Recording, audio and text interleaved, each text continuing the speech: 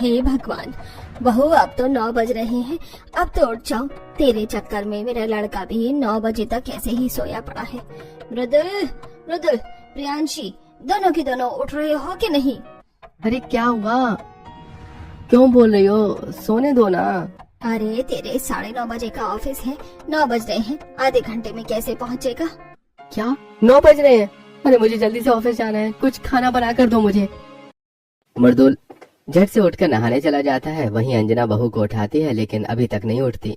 अरे ओह बहू, क्या हो गया है तुझे? उठ जा, 9 बज रहे हैं, उसको ऑफिस जाना है, खाना बना दे। दिन पर दिन एक नंबर की आलसी घोड़ी कामचोर होती जा रही है। नींद में बैठकर बहू फोन पकड़ लेती है। क्या हुआ माँ जी, क्यों टिचर टिटर कर रही हो सुबह सुबह? हो जाएंगे घर के काम, बना दूंगी खाना। पहले मुझे सुबह सुबह मेरी ग्रीन टी तो दे दो। आपको पता भी है ना, ग्रीन टी के बिना मुझसे काम नहीं होता। तेरा दिमाग खराब है क्या? मृदुल के लिए खाना तैयार कर, हम सब भी भूखे बैठे हैं। हमारे बारे में भी सोच लिया कर।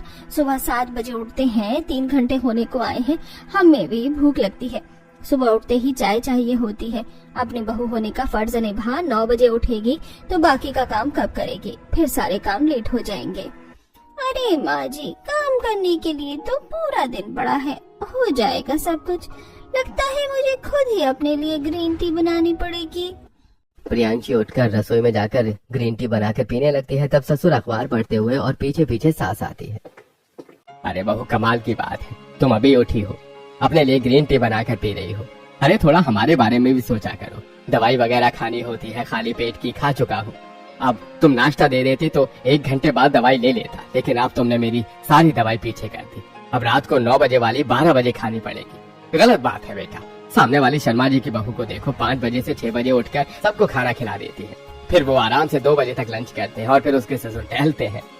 ओफो पापा जी, मेरी तो आदत है, जब तक ग्रीन टी ना मिले तब तक मैं कुछ कर ही नहीं पाती। अब आप लोगों को खाना बना कर दे दूंगी। क्या हो गया, रात को थोड़ा सा लेट हुआ तो चिल कीजिए, बनाती हूँ ब्रेकफास्ट। तो बिना नहाए धोए ग्रीन टी पी रही है और रसोई में घुस गई। नहा धोकर सफाई करके खाना बनाते रसोई में शुरू में तो ठीक ही थी, पर अब तो बिगड़ चुकी है और जैसे जैसे लेट करेगी वैसे ही और आलसी हो जाएगी। प्रियांशी भाभी, आपको समझना चाहिए, मुझे भी कॉलेज के लिए हेवी ब्रेकफास्ट करके जाना होता है। इसके बाद मेरी बैक टू बैक क्लासेस होती हैं। यार, आप सब लोग मुझे लेक्चर दे रहे हो। माँ जी और निक्की, तुम भी इतनी बड़ी हो गई, थोड़ा सा ब्रेकफास्ट बना सकते हो। उसके बाद आगे का खाना मैं बना दूंगी ना। आपने वेजिटेबल कटिंग करके रखी है, चाय तो बनाकर पी ही सकते हो। उसके साथ नमकीन बिस्किट खा लो, सब काम हो सकते हैं। लेकिन आपको सब कुछ मुझसे ही करवाना है और फिर आप मुझे आलसी बोलते हो। आलसी मैं हूँ या आप? इतने में मृदुल नहा धोकर आ जाता है।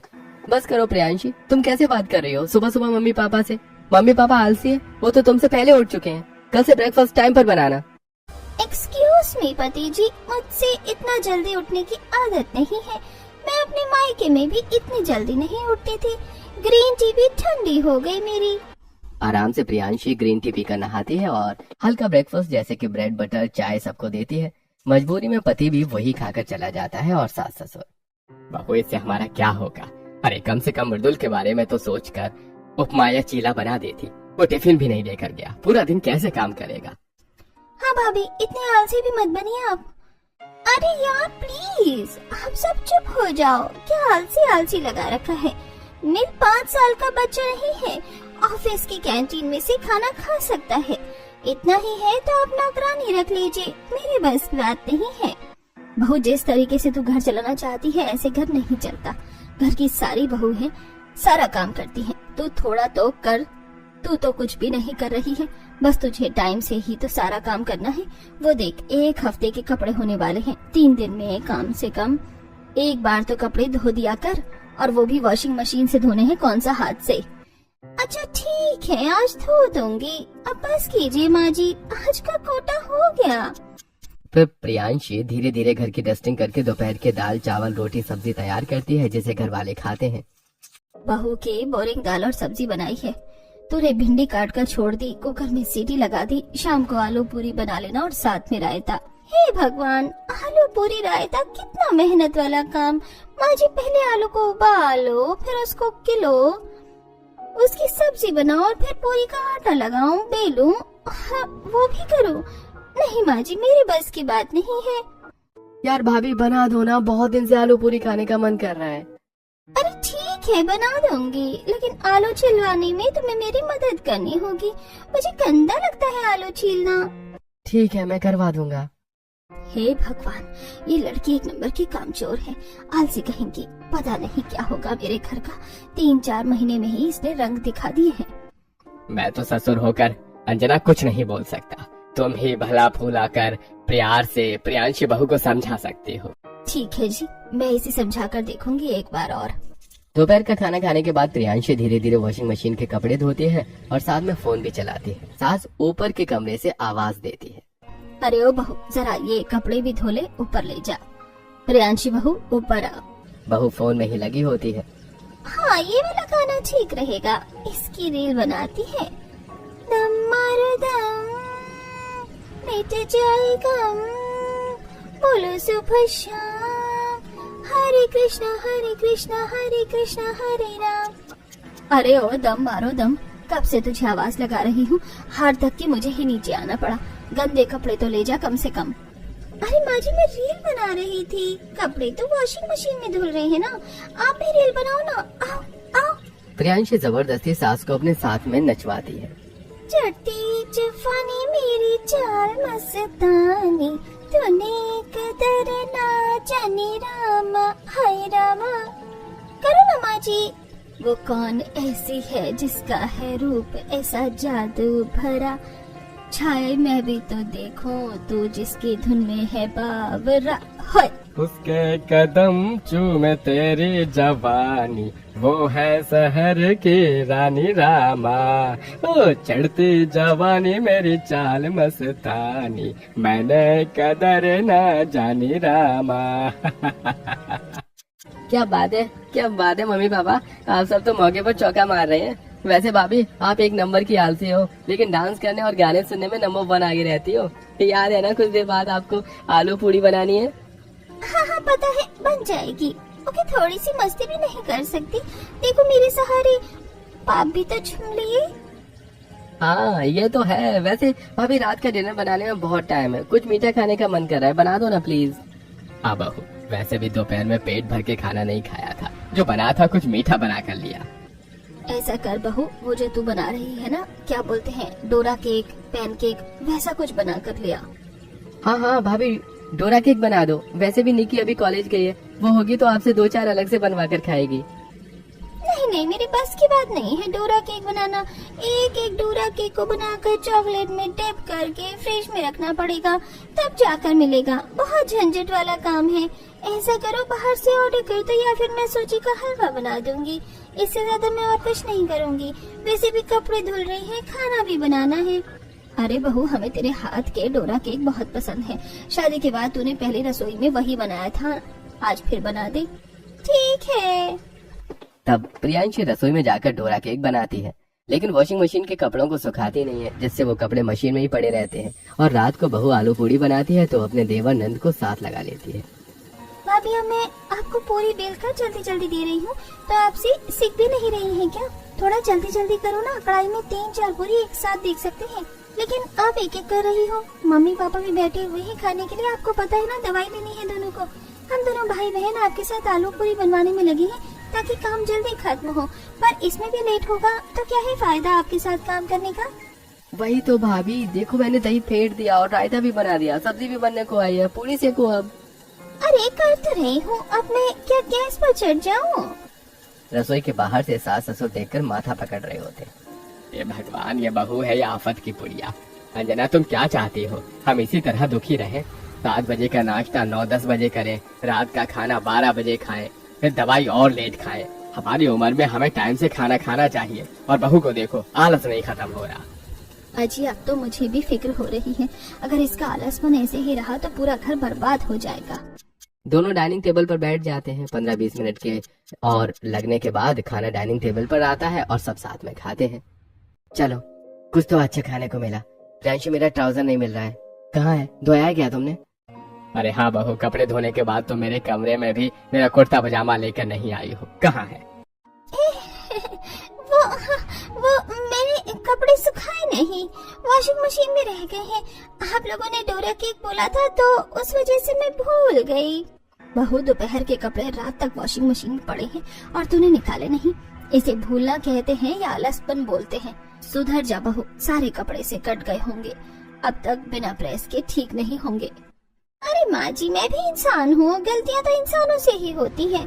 दे दूंगी आप लोगों के कपड़े, खाना खा लो चैन से। इतना कहने के बाद आराम से प्रियांशी खाना खाती है और कमरे से जाने से पहले कपड़ों को सुखा देती है। दिन गुजरते हैं, प्रियांशु सुधरने का नाम नहीं लेती। वो इतना आलस करती है कि इस बीच घर का काम भूल जाती है। 5 मिनट के काम घंटे में करती है। लेट खाना बनाती है, लेट उठती है, लेट सोती है, जिस घर के सभी लोगों को खाने पीने में और ऑफिस के लिए लेट होता है। और सुबह सुबह काम करते हुए किचन में फोन भी चलाती है। प्रियांशी के लगातार यही आसार देखकर अंजना परेशान होकर पड़ोसन ममता से अपनी बहू की चुगली कर देती है। अरे तू इतनी परेशान क्यों होती है?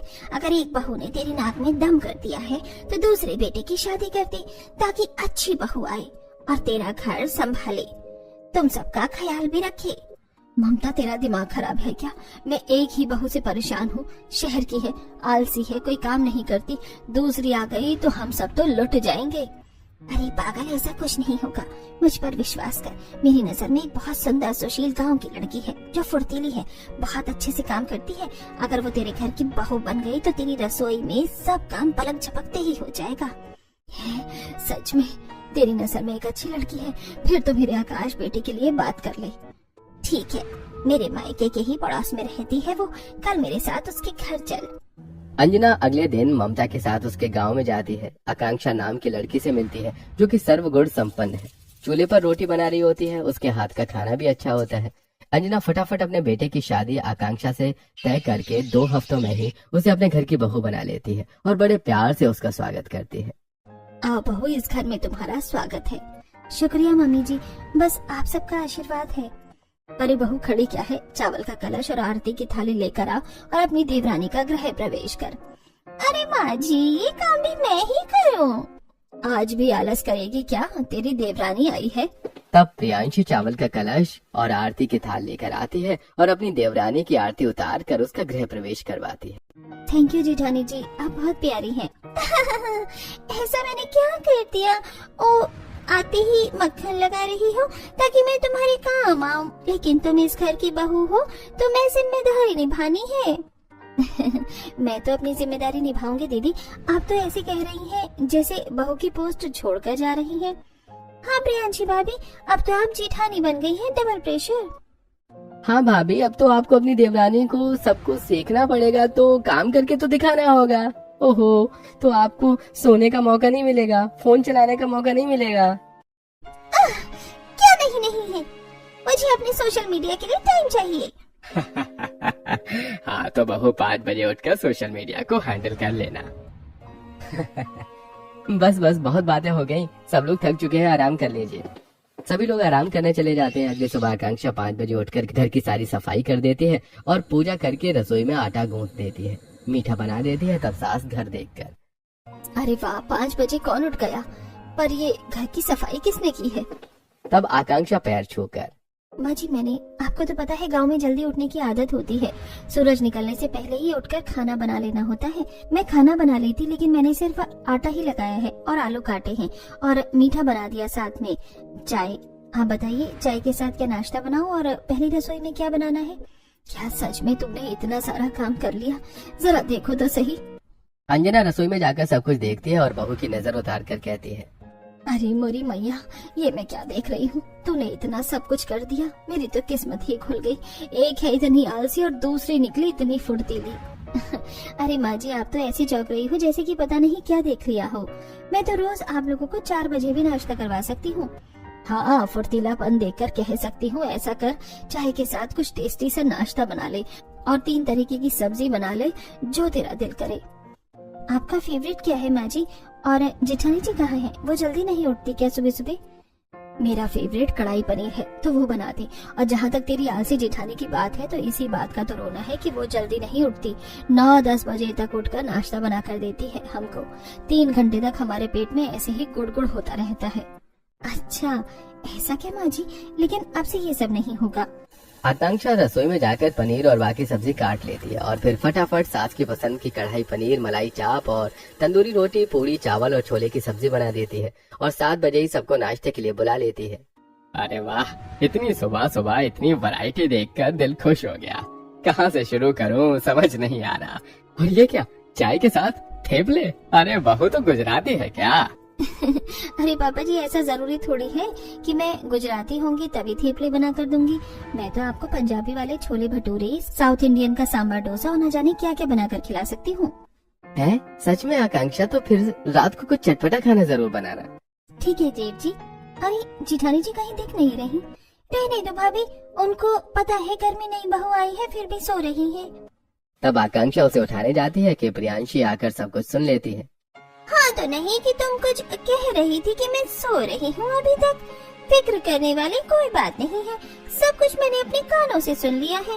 मेरी नई देवरानी की काफी तारीफ हो रही है कि वो कितनी फुर्तीली है। हाँ तो भाभी इसमें इतना हैरान होने वाली कोई बात नहीं है, आइए आप भी खाना खा लीजिए। तब प्रियांशी को नई देवरानी की तारीफ सुनकर बहुत जलन होती है। ये तो शुरुआत थी, प्रियांशी जानती नहीं थी कि आगे ससुराल में क्या क्या होने वाला था। दिन गुजरते हैं, नई देवरानी सुबह सुबह 5 बजे उठ करके घर की सफाई करके सबके बढ़िया नाश्ता बना देती है, जिसकी वजह से सास ससुर भी टाइम पर दवाई खाते हैं और टाइम से सोते हैं। आकांक्षा 10 बजे तक रसोई की सफाई करके अपने कमरे में आ जाती थी। तब सास रसोई को देखकर, अरे वाह बहू, जब से तू आई है रसोई भी साफ सुथरी रहने लगी है, वरना रात के 12 बजे तक बर्तन साफ होते थे। बड़ी बहू बहुत आलसी है, देख सोफे पर बैठ कर गई थी, कर भी ठीक नहीं किया। कोई बात नहीं माँ जी, मैं कर देती हूँ।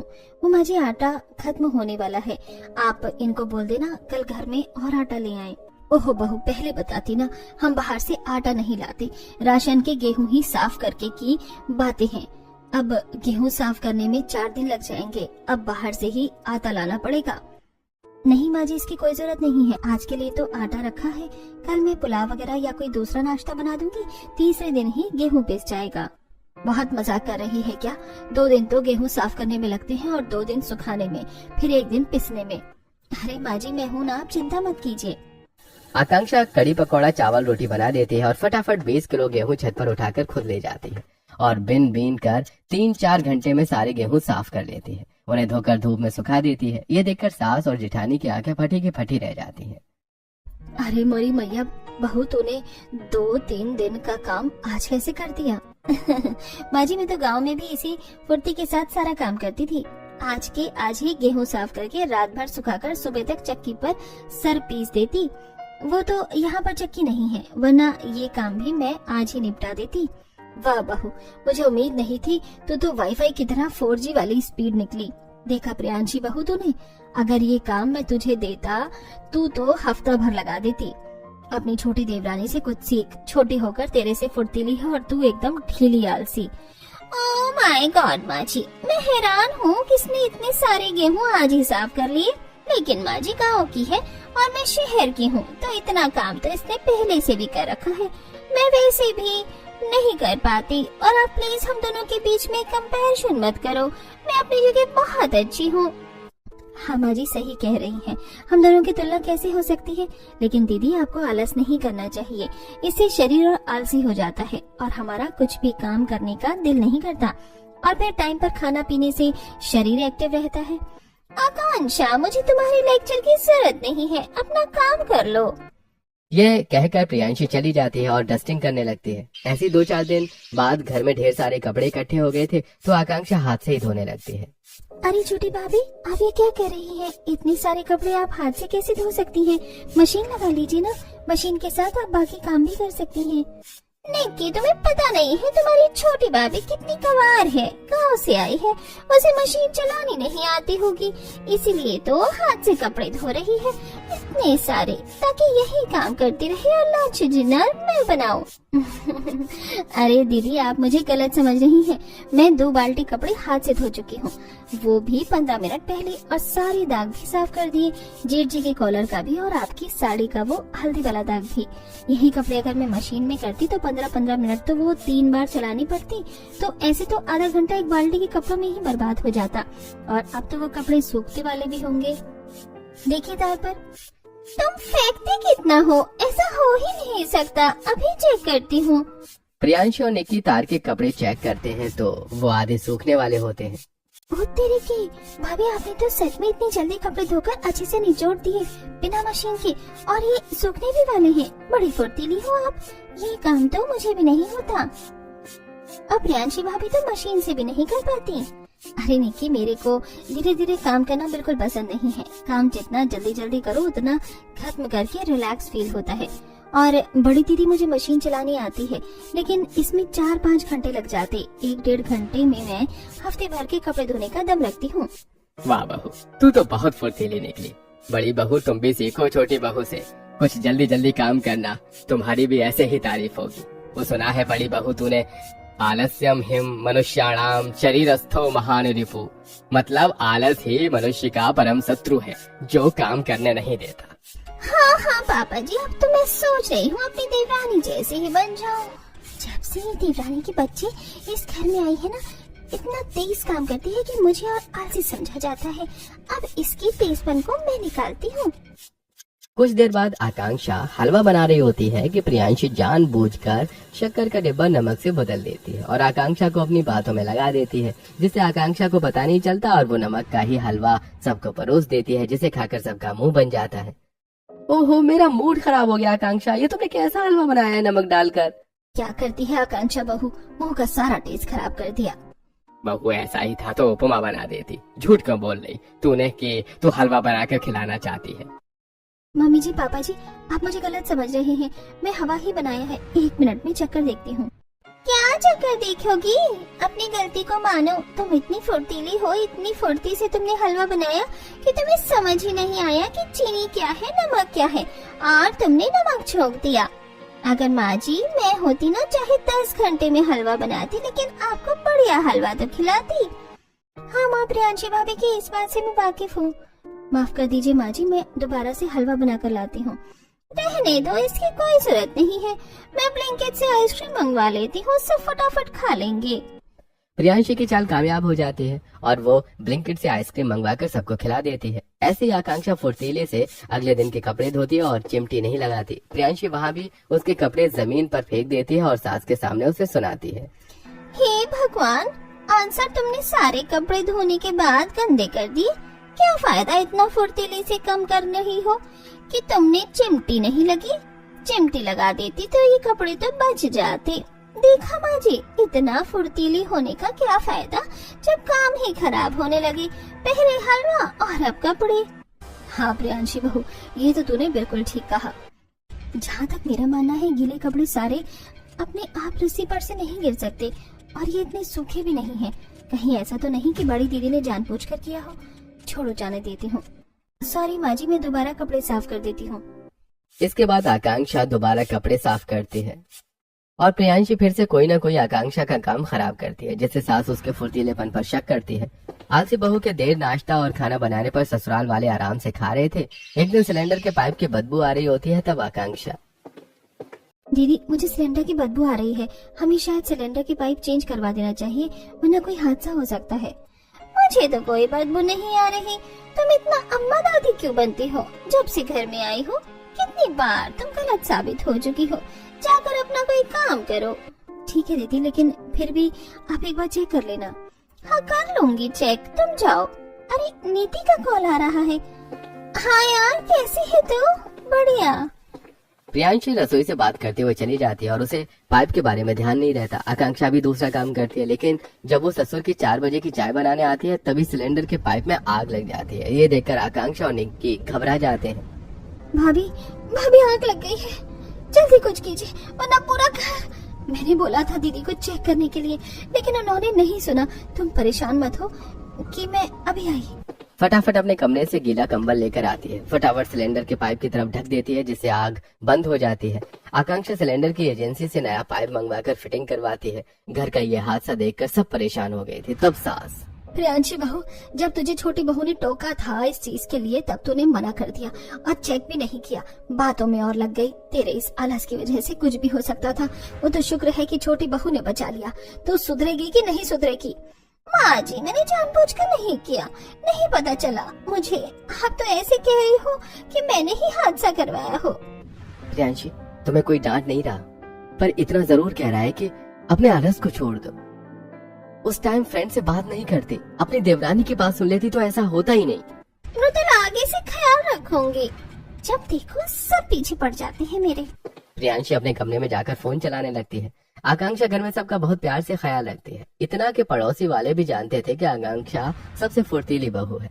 कोई गलती से मेहमान घर आ जाए तो फटाफट नाश्ता बनाकर परोस दिया करती थी, लेकिन वही प्रियांशी बाहर से ऑर्डर करके खिलाया करती थी। एक दिन हॉल के एसी में शॉर्ट सर्किट हो जाता है तो ओम प्रकाश फटाफट बंद कर देता है और प्रियांशी को एसी की लाइन चेंज करवाने की कहकर अंजना के साथ एनिवर्सरी पार्टी में चला जाता है। लेकिन प्रियांशी आलस करके फोन चलाकर हंसती रहती है। घर में देवरानी के अलावा कोई नहीं था।